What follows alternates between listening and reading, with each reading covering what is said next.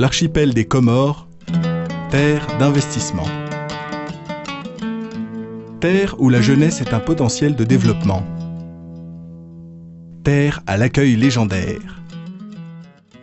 Terre où l'écotourisme devient un investissement au service de l'écologie, tant marine que terrestre. Terre où l'Union des Comores vise à développer le tourisme solidaire dans l'océan Indien.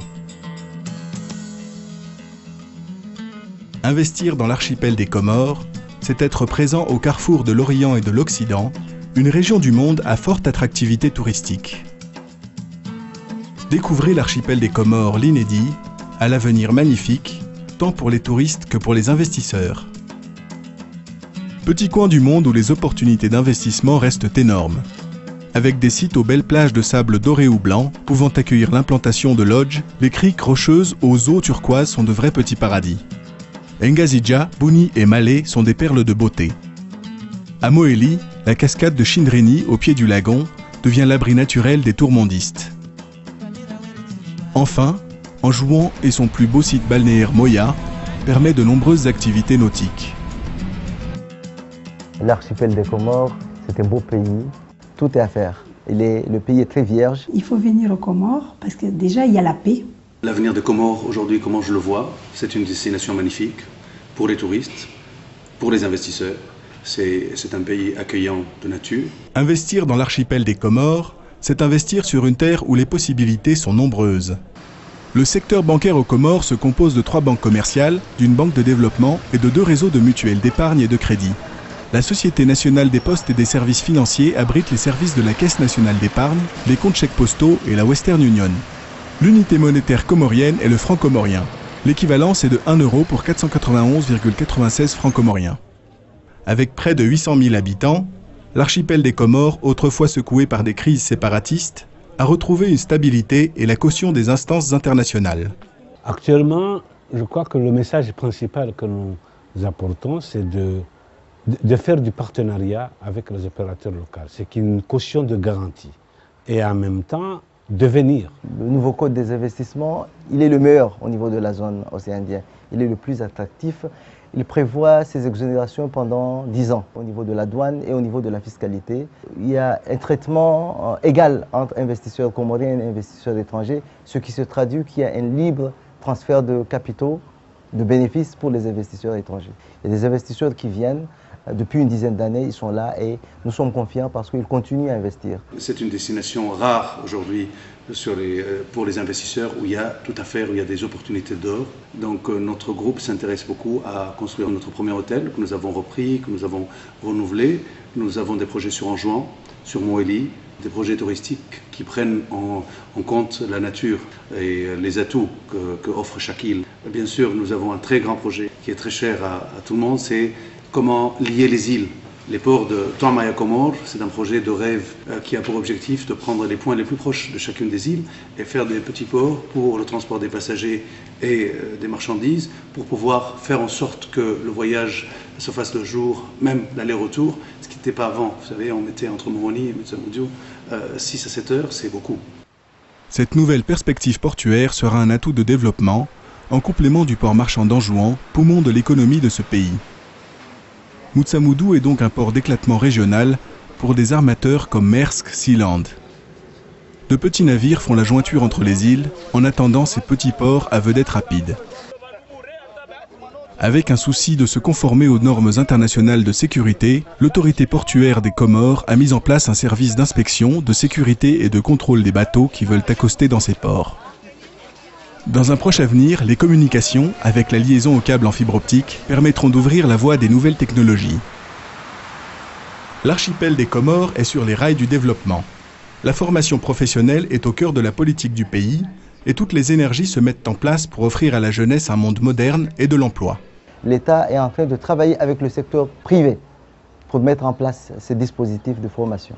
Nous prenons en considération ces projets touristiques qui vont donc être demandeurs de main-d'œuvre qualifiée à des standards internationaux.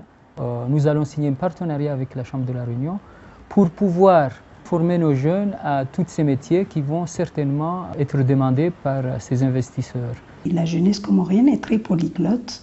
Vous trouvez des guides qui parlent 5 langues. Mais en tout cas, au minimum, on maîtrise bien l'anglais, le français et la langue arabe. Mais au-delà de ça, avec le potentiel qu'on voit, avec cette ouverture vers le monde, avec cette détermination, je crois que des vraies solutions sont à l'horizon. Et je suis convaincu qu'on verra un vrai changement, que le taux de chômage va baisser, qu'on verra une jeunesse comorienne qui pourra construire l'avenir de ce pays. Quand on sait que nous avons un tourisme de proximité extrêmement fort, nous avons à Mayotte un potentiel réel d'Européens qui viennent à Mayotte, qui travaillent, des métropolitains, qui représentent entre 10 et 15 000 personnes, qui veulent connaître du pays.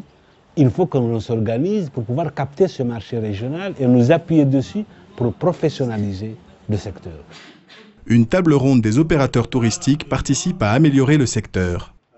Une charte de qualité de tourisme devrait en être. C'est ainsi qu'au cours de cette réunion, différents points ont été abordés avec les institutions locales, le ministère, mais surtout avec les compagnies aériennes qui desservent l'archipel.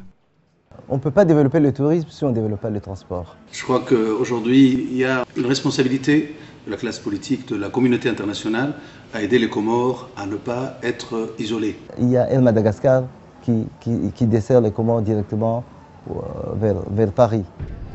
C'est ainsi qu'à l'aéroport international de Moroni, un nouveau terminal aux normes internationales, pouvant accueillir des gros porteurs, a vu le jour. Plusieurs compagnies, telles que Kenya Airways, Air Austral, Air Madagascar, African Comoros Express et Comores Aviation International, relient les Comores au reste du monde. C'est là que, justement, nous sommes en train de construire. Parce que je vous ferai remarquer qu'en matière touristique, si les îles de l'océan Indien, Maurice, Madagascar, Mayotte, La Réunion, sont quelque part de concurrents par rapport aux Comores, et que nous aurions du mal à y venir. Mais tous les pays de l'Afrique de l'Est et de l'Afrique australe, de par l'originalité des Comoriens, nos liens en termes de religion, en termes d'origine de peuplement et autres, font que nous devenons complémentaires aux îles à partir de ces régions du continent. Nous sommes la porte d'entrée des îles du sud de l'océan Indien vers le continent et vers les pays du Golfe arabe. Aujourd'hui, on peut créer une entreprise aux Comores en 2 jours. On peut avoir toutes les autorisations spéciales en 1 semaine. Avec la mise en place de cette agence, nous sommes là pour faciliter les investissements. Nous sommes fiers de faire partie des premiers investisseurs et d'accompagner nos amis comoriens dans leur lutte et dans leur combat pour le développement des Comores. Partie intégrante de la zone euro, il a une monnaie forte qui est liée à l'euro. Et ça, c'est un atout majeur pour un investisseur. Vous savez qu'aux Comores, on peut développer un tourisme vraiment particulier parce qu'on a des atouts incroyables. Vous venez à la Grande Comore, vous découvrez le volcan Kartala, qui est unique au monde. Vous allez à Moélie, par exemple, vous avez le parc marin et des espèces endémiques uniques au monde. Vous allez à Anjouan, vous avez ces forêts sauvages et encore vierges à découvrir, uniques au monde. Donc je pense qu'en 1 semaine, vous faites le tour de l'archipel et vous partez content, vraiment content. Imaginez votre investissement devenir notre réussite commune. L'archipel des Comores, l'inédit, naissance d'un petit paradis.